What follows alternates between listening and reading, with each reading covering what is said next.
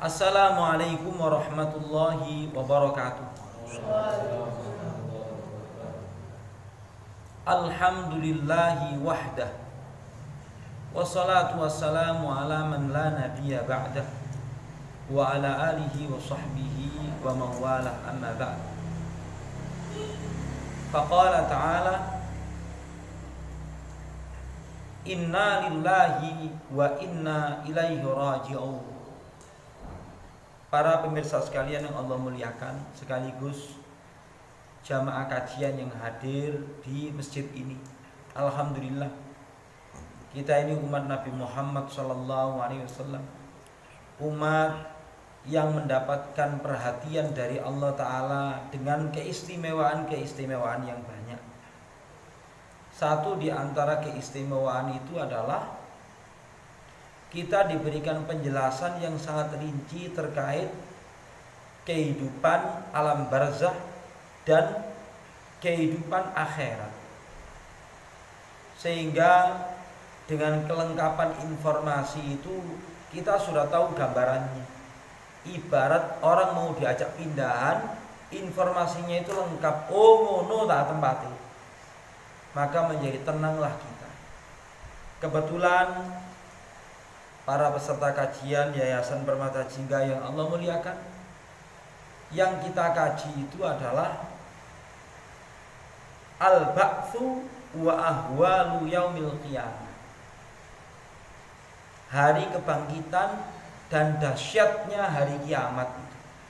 Saya menukil 2 ayat dulu sebagai muqaddimah, yaitu firman Allah Ta'ala di dalam surat Al-Muzammil ayat ke-12, di mana Allah Subhanahu wa Ta'ala berfirman, gak meden-medeni lho iki ya, dan cek wedi.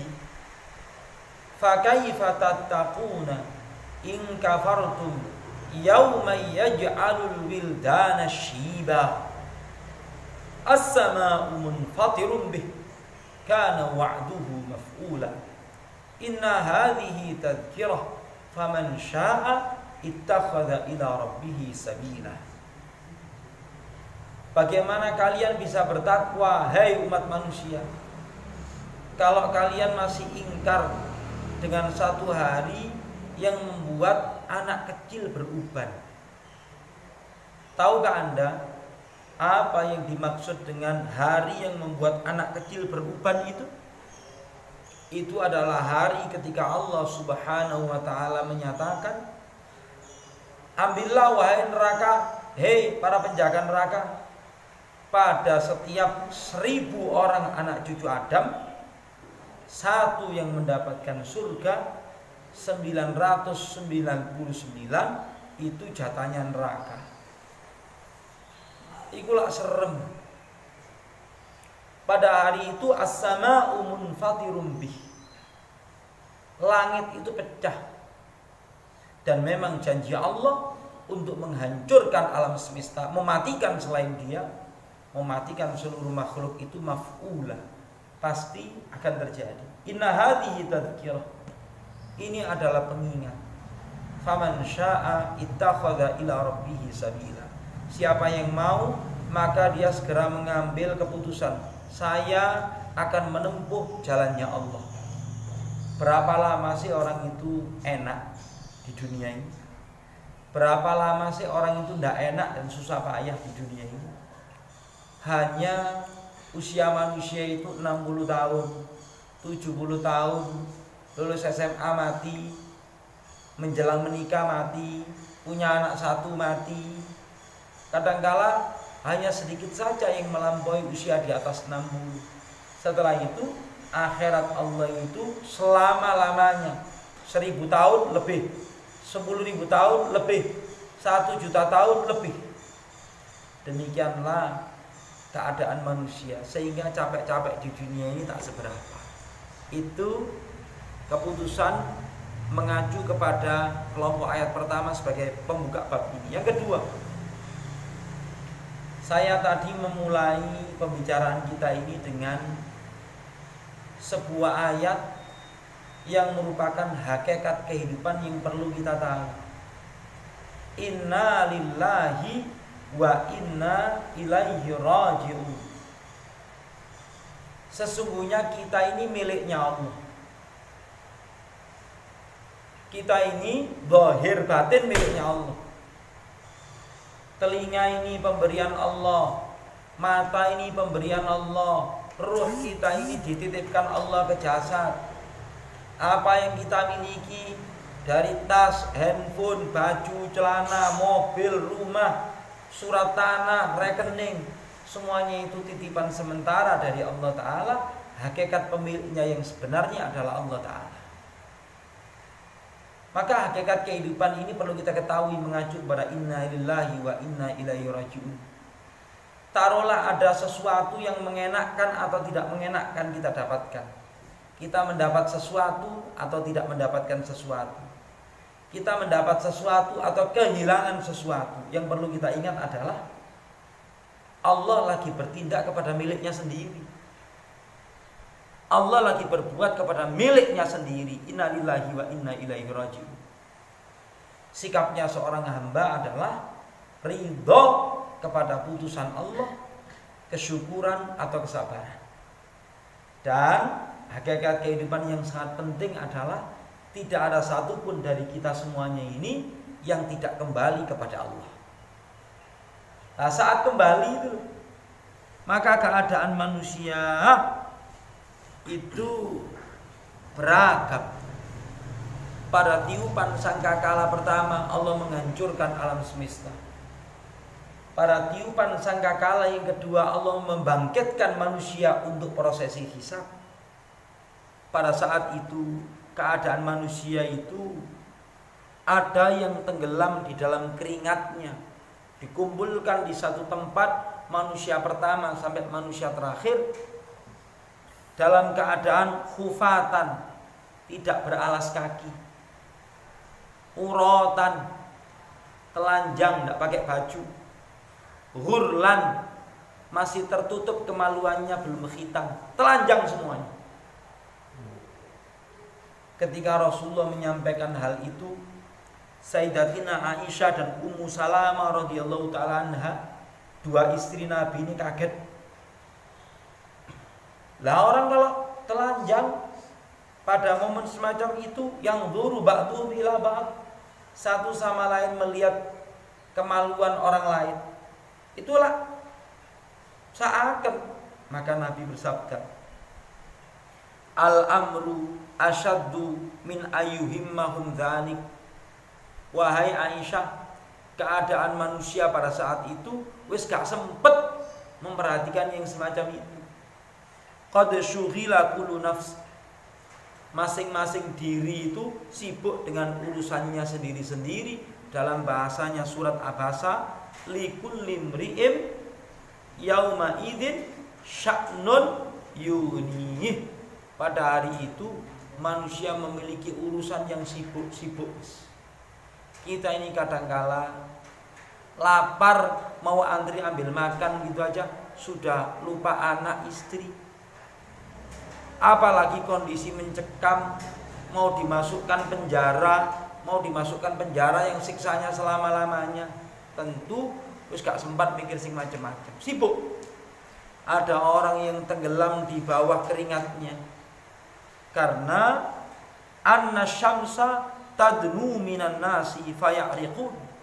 Matahari didekatkan kepada manusia itu sampai dekat banget,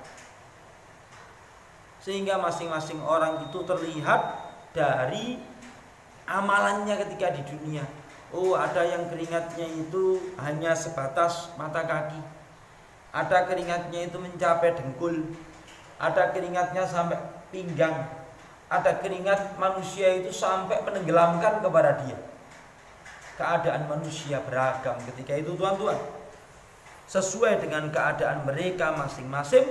Dan pada waktu itu tidak ada manusia yang mampu menghindar dari prosesi itu. Dikatakan begini, adapun penghuni neraka atau calon penghuni neraka, maka mereka ada yang diseret dengan wajahnya, kelihatan menghitam mereka. seret. Mereka maunya menghindar dari prosesi hisab, tapi sudah tidak ada daya lagi.